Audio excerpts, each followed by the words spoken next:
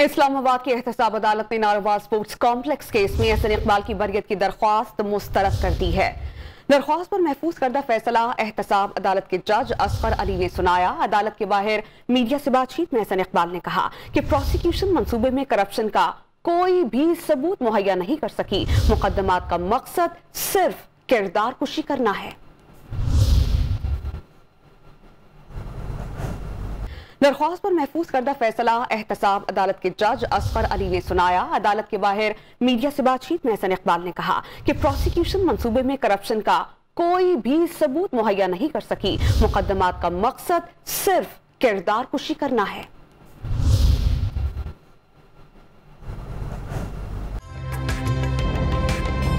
ताज़ा तरीन वीडियोस के लिए हमारा YouTube चैनल सब्सक्राइब करके बेल आइकन प्रेस कीजिए ताकि आपको मिले हर अपडेट सबसे पहले।